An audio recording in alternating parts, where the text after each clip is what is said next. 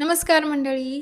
तुम्हाला तुमच्या आयफोनवरती काढलेला व्हिडिओ विंडोजच्या लॅपटॉपवरती किंवा कम्प्युटरमध्ये घ्यायचा आहे का? किंवा कम्प्युटरमध्ये एडिट केलेला फोटो किंवा व्हिडिओ तुम्हाला आयफोनमध्ये डाउनलोड करायचा आहे का? आणि ही प्रोसेस तुमचा खूप वेळ घेत आहे का? Not anymore. कारण मी तुमच्यासाठी घेऊन आलेली आहे एक असं सॉफ्टवेअर जे वापरणं खूप इझी आहे आणि ते तुमचं काम अगदी असं चुटकीसरशी करणार आहे. हे सॉफ्टवेअर घेण्यासाठी तुम्हाला करायचे काय? इथे दिलेल्या कॉन्टॅक्ट नंबरवरती फोन करायचा आहे किंवा या स्कॅनरला स्कॅन करायचा आहे. एक मेसेज WhatsAppमध्ये ऑटोमॅटिकली टाइप होईल. तो फक्त तुम्हाला सेंड करायचा आहे.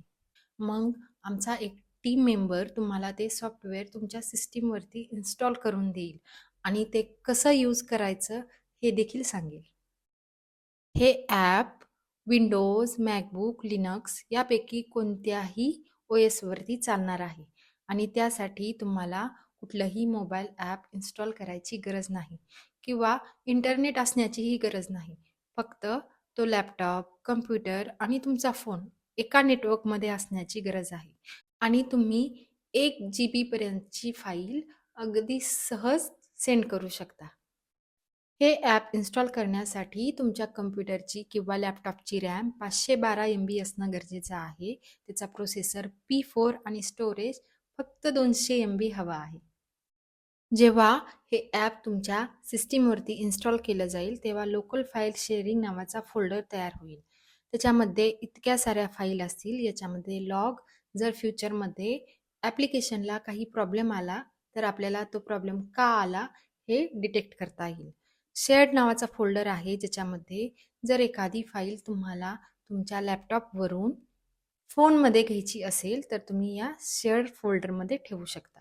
आणि अपलोडेड नावाचा फोल्डर आहे, ज्याच्यामध्ये फोनमधून जी फाईल तुम्ही सिलेक्ट करताल आणि अपलोड करताल, ती फाईल या अपलोडेड नावाच्या फोल्डरमध्ये येईल. आता हे यूज कसं करायचं ते सांगते.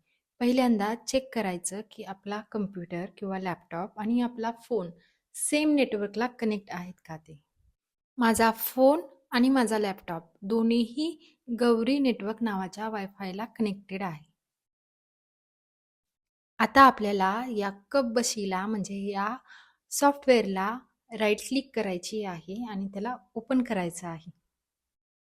हे ॲप चालू झालं की तुम्हाला ही अशी एक विंडो दिसेल, ज्याच्यावरती हा IP ॲड्रेस दिसेल. आता आपल्या फोनमध्ये क्रोम ओपन करायचं आणि तो सेम IP ॲड्रेस 8080 पर्यंत टाकायचा आहे.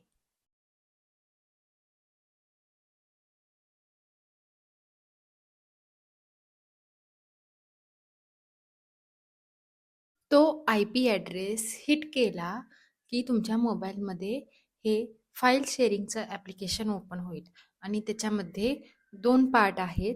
पहिला अपलोडचा आणि दुसरा डाउनलोडचा. सगळ्यात आधी आपण अपलोडचा पार्ट बघू.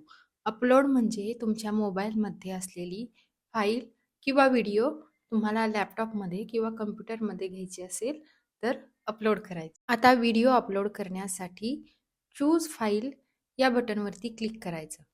ते तुमची गॅलरी ओपन करेल. गॅलरीमध्ये जो व्हिडिओ तुम्हाला अपलोड करायचा आहे तो सिलेक्ट करायचा.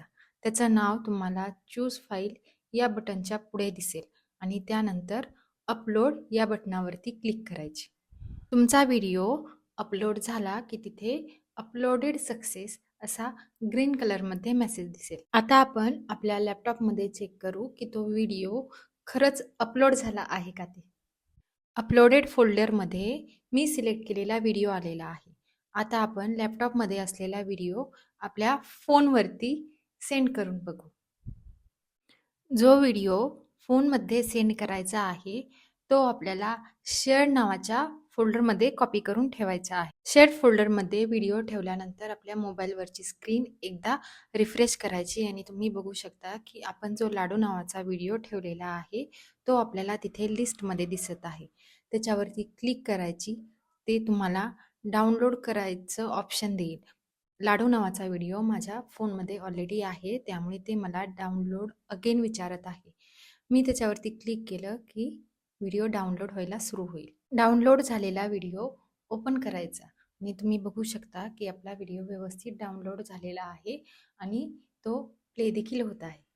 जर तुम्हाला हे सॉफ्टवेअर हवं असेल तर डिस्क्रिप्शन बॉक्समध्ये दिलेल्या नंबरवरती कॉन्टॅक्ट करा.